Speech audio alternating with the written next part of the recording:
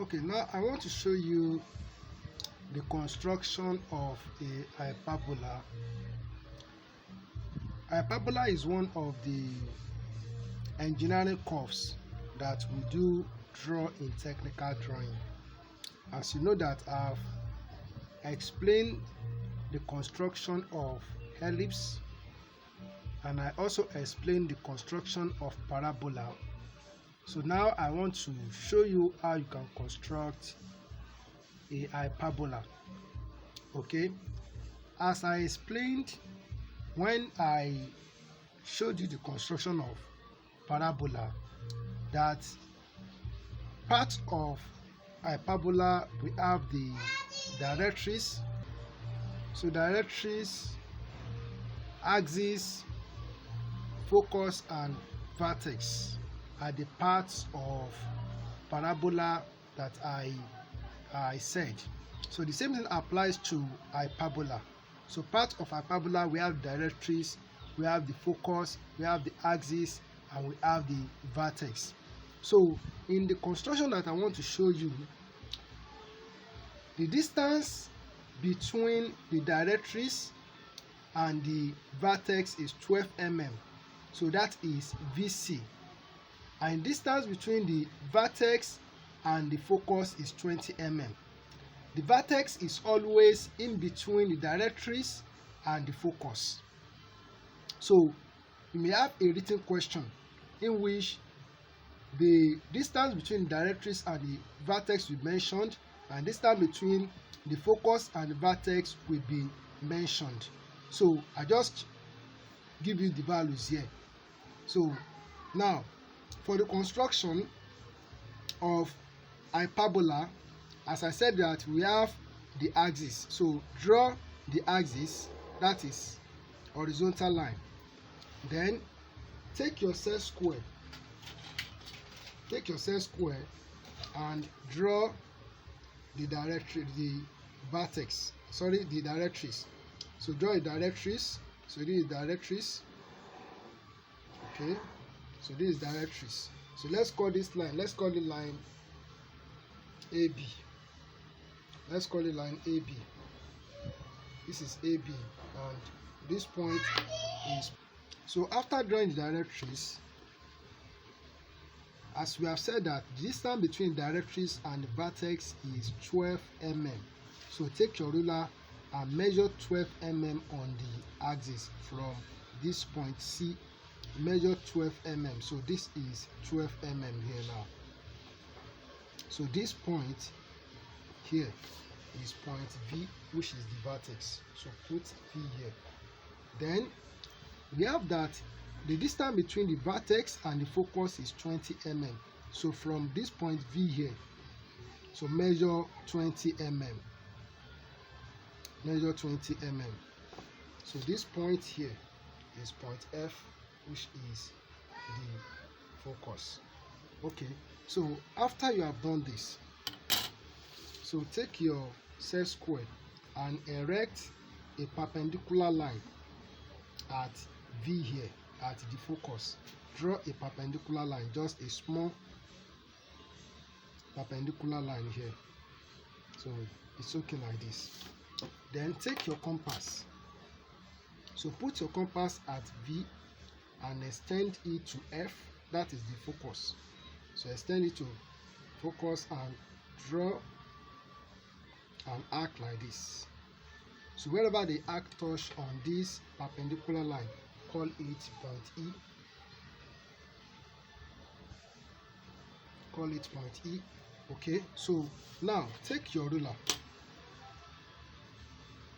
draw a line, and a Klein line. Draw a line from this point C, passing through point E, and here is it. So it goes like this.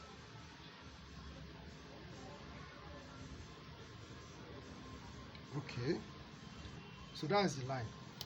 All right, so after you have done this, the next thing is we are going to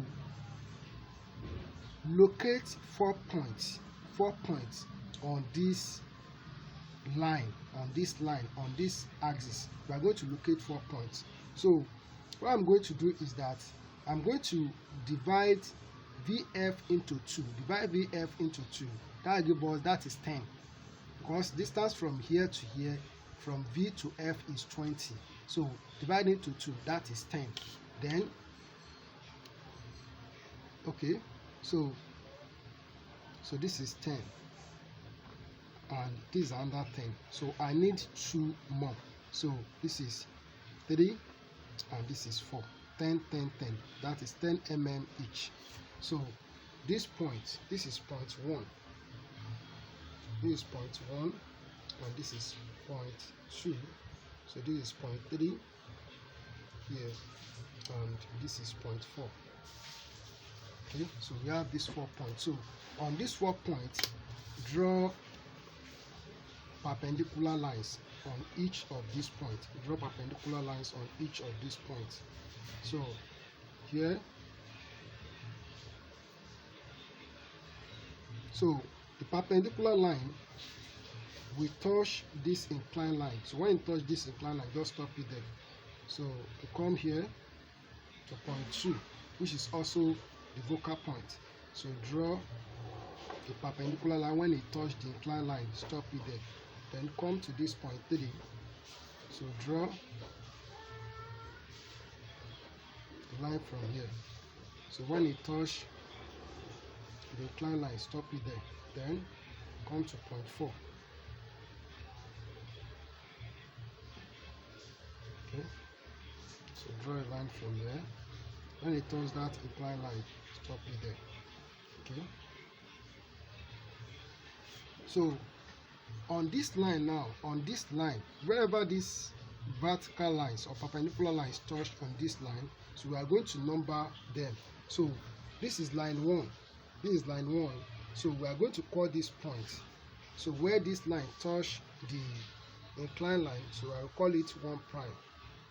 And this is 2 prime. This is 3 prime. And this is 4 prime. Okay, so we have the point now. So the next thing that we are going to do is that take your compass. Take your compass. Put the compass on point 1 here on the axis. Put the compass on point 1 on the axis and extend to 1 prime. Extend to 1 prime here. So extend it to 1 prime on the inclined line. Okay, so extend it here like this. Then take it to the focal point. Move it to the focal point and draw an arc here, up and down. So draw an arc up and down line 1. Then you put the compass on point 2, which is also the same as the focal point. So extend it to 2 prime on the Klein line here. Extend it here. So, and at the same time, so we already have the arc here on this line and draw an arc down here. So take it to point 3 and extend it to 3 prime here. Extend it to 3 prime and take it back to the focal point. So draw an arc here and draw an arc here.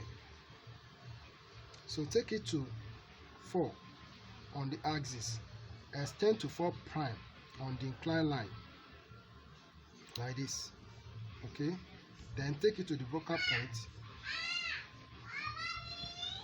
draw an arc here and draw an arc here. Okay, so this point that we have gotten on these perpendicular lines to the axis, so we are going to join them together with the French curve. So here we have a point here. So we have a point here. So this is a point. So we have a point here. So we have a point here. And here there is a point here. We have a point here. Here. Here. And everything will converge on the vertex. Everything will converge on the vertex. So we take our French curve now. So take your French curve and so start from here.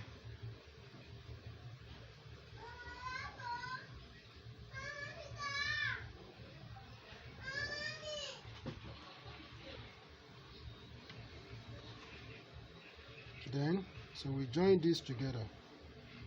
So join this together.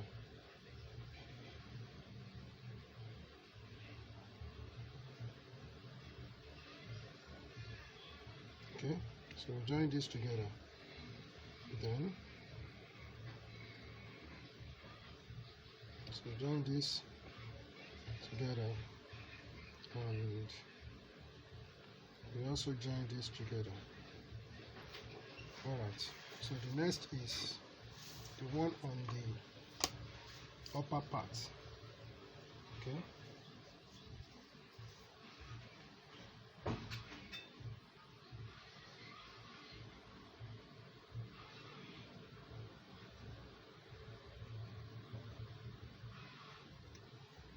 okay.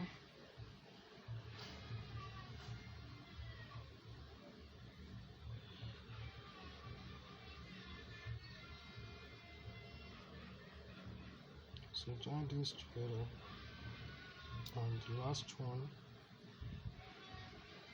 Okay. Alright, so this curve is the parabola. The curve is the parabola. So another thing that you may be asked to do here is that you may be asked to construct a tangent. You'll be asked to construct a tangent to this curve. A tangent to this curve. So let's say the question says that you should construct a tangent to this curve at point 30 mm from the axis. 0.30 mm from the axis. So what you need to do is that from this axis, so measure 30 mm down the axis. Measure 30 mm down here. So this is it. Alright, so from this point here,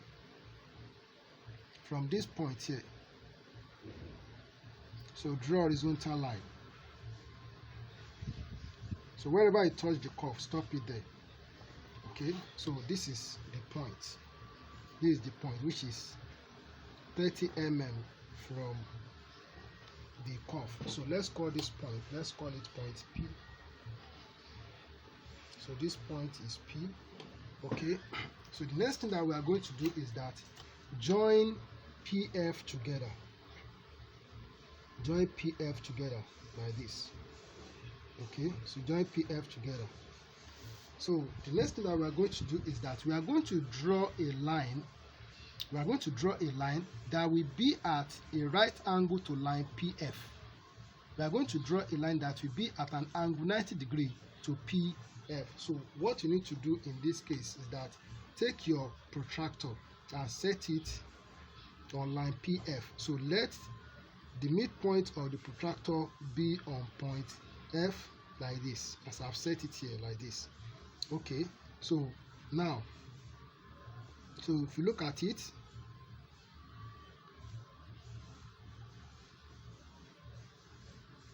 okay, so this is 90. So going like this, so I will have that line here. So though the line does not fall on my paper, but on my board here, I can mark it. So this is it. So next thing is from F now. So set your ruler on point F and make sure you see that point here. So draw a line from point F. When that line touch the directrix, stop it there. This is it. So when you touch the directrix, just stop it there. So this is it. So this line is at 90 degrees to line PF. Now it's at 90 degrees to line PF. So the next thing that we are going to do is that take your ruler. So let me call this point where this line that we drew from F touch directrix. Let's call this point, let's call it point C. So this point is point C. Now take your ruler, set it along point P on the curve, and make sure you also set it on point C on directrix. So draw a line from the point, so touching point T on directrix and bring out the line like this. Okay. All right. So this line, let me call it TS. Okay. So this line TS is the tangent. This line TS is the tangent to the curve. In case we are asked to also draw a normal line to the tangent or to the curve, so what you need to do is to take your protractor, set it, the midpoint of the protractor, make sure it's on point P, and then set it like this. So a normal line is always at 90 degrees to the tangent. So this is 0.90 here on my protractor.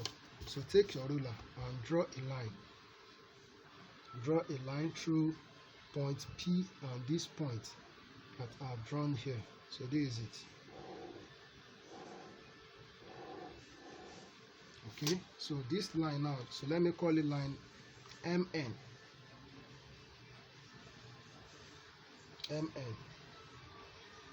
Okay, yeah, so line MN is the normal to the curve, while line TS is the tangent to the curve.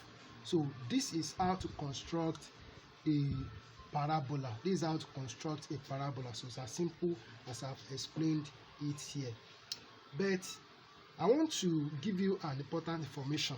In case you are asked to determine the eccentricity of parabola, of this parabola. Now, the eccentricity of an ellipse is less than 0. Eccentricity of an ellipse is less than 0. The eccentricity of a parabola is equal to 1. Eccentricity of a parabola is equal to 1. The eccentricity of a hyperbola is greater than 1.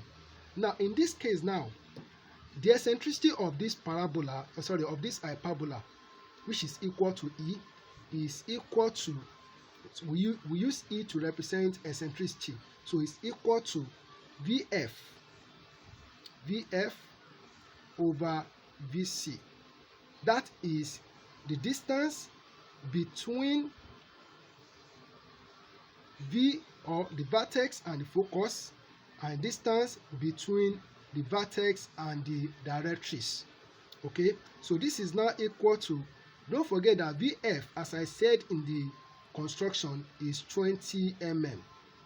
So here we have 20, and VC, which is distance between the vertex and the directrix, is 12 mm. So in this case, the eccentricity of this parabola is equal to 5 over 3. That is what? 4 goes in 20 and 4 goes in 12. So that is 5 over 3. So which is greater than 1. Which is greater than 1. Okay. Now, another thing that I want to explain is that let's assume that the question says that distance CF, that is distance between the directrix and the focus, is equal to 65 mm. Is equal to 65 mm.